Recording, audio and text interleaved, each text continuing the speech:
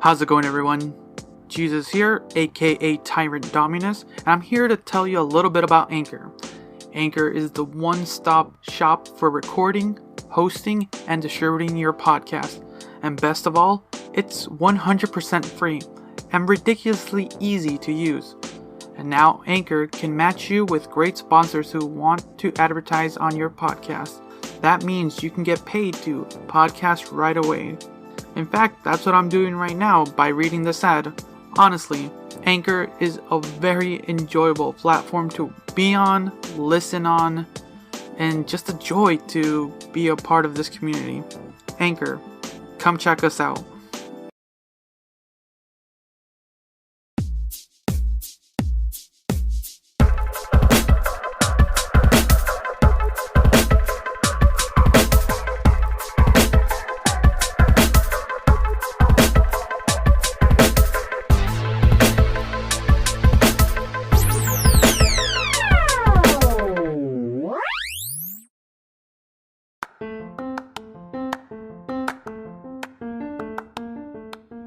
And welcome back to Reactioncast. It's your host Jesus, aka Tyrant Dominus, here to bring you another movie review.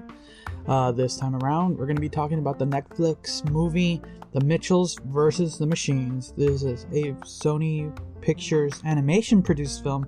The same people that brought you Into the Spider-Verse.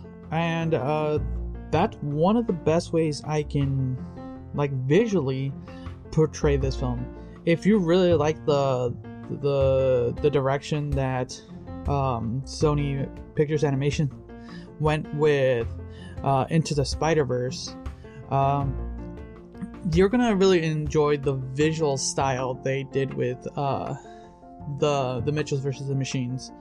So a little bit about it.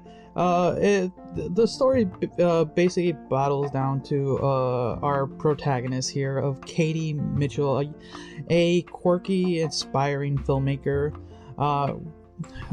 You're kind of out of place child person who kind of just doesn't fit in, always quirky. She develops this style of videography and starts posting things to YouTube, and she's just this quirky, eccentric kind of character, and a lot of people could probably definitely relate to her. And you kind of go along with her and her family, who are basically all just individually quirky people. You got this kind of stubborn, outdoorsy kind of father who kind of pushes things or bottle things down for the most part, but tries his best. You got this mom who idolizes the quote perfect family, the next door neighbors. You got this quirky younger brother as well, who the two younger siblings are like best friends. They really enjoy their time together, and for the most part, it's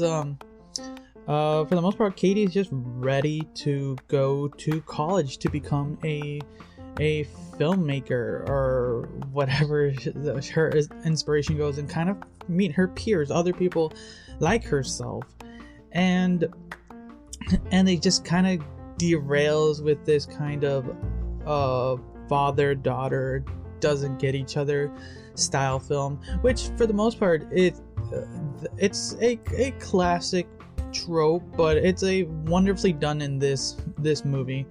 It's a little bit more modernized, I would say, and I like that. And I think what pushes the story along is kind of the impending doom of the apocalypse of the machine uprising, and you just go on this journey of the Mitchells trying to save the world from this apocalypse. And along the way, you get sweet moments. You get like a fun, just goofy and hilarious moments for sure. When I was talking with my brother about this film, he really enjoyed their dog / pig loaf of bread. No, we don't know, but he for the most part, you get this journey of this family just trying to kind of survive the robot apocalypse, learning a little bit more about each other along the way, for sure. Just getting this classic bonding movie with some really amazing action scenes. On top of that, like I mentioned earlier, Sony Pictures Animation does it again with this style of animation, mixing kind of this it's a little bit less shell shaded than Into the Spider-Verse, a little bit more 3D animation, but they mix in some of this weird filter stuff. Some people might not like it, but if you're kind of in what people are doing now with filters and stuff, with Instagram, with TikTok, and all that stuff, then you seem to appreciate it. And it's not over, like so over in your face. It's like done well in parts, and it's not overdone. And it's just a fun ride to just watch this family. It's for sure one of the best family movies on Netflix at the moment, for being a Netflix film. And once again, Sony Pictures Animation hit it out of the park. It's hard to believe that this is the same production company that brought us the Emoji Movie. Oh god, what a dumpster fire that was. So I'm so glad that they've been putting out such wonderful works like Into the Spider-Verse, like the Mitchells versus the Machines. Just keep up the good work. The Sony Pictures Animation's putting out this stuff, and I'm looking forward to some of the other stuff.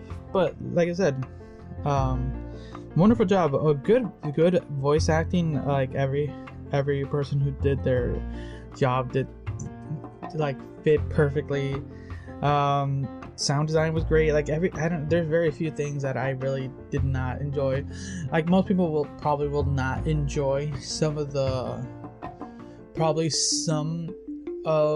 jokes and probably the filtering stuff, but you know, it's part of the film. It's part of its charm, I would say. So for the Mitchells versus the Machine, as a film, I'm gonna give it a solid 8 out of 10. No, it deserves a little bit more because I really enjoyed it. I'm gonna give it a solid 9 out of 10.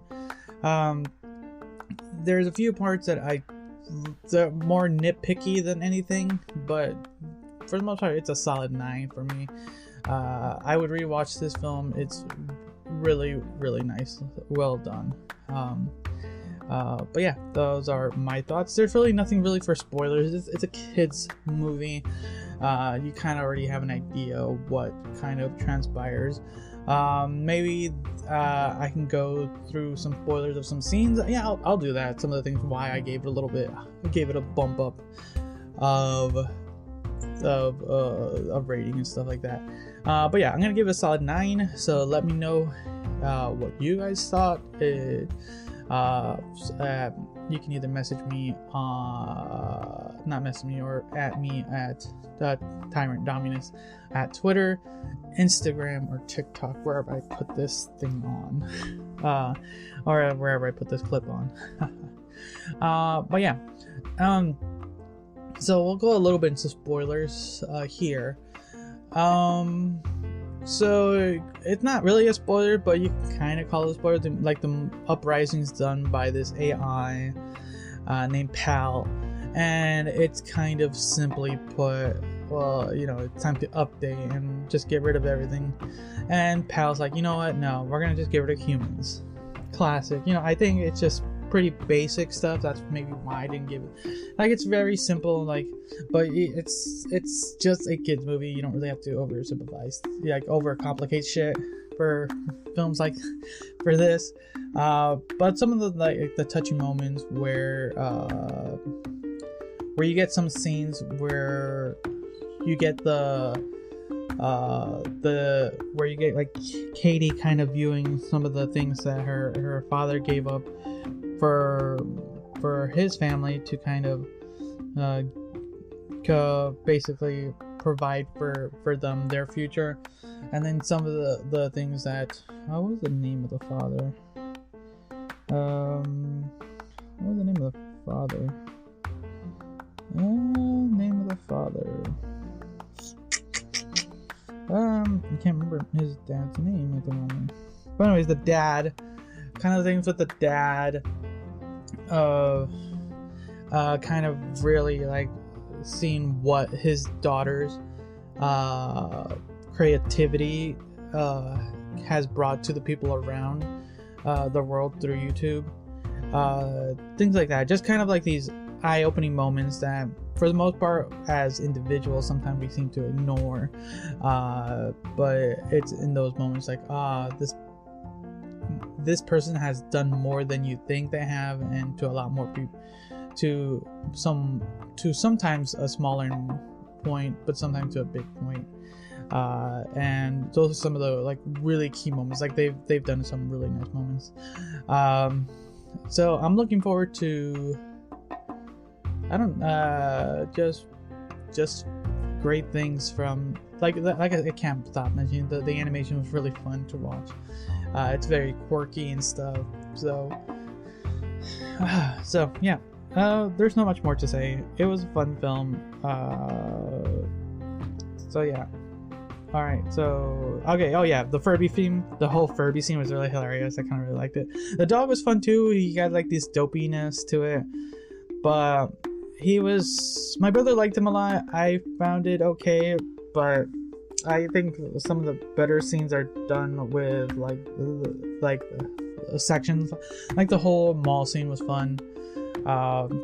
Setting the entire store of America on fire just to get an action shot. Things like that. But yeah, so I'll end it there. So thank you for listening if you listened this far. So until next time, see ya.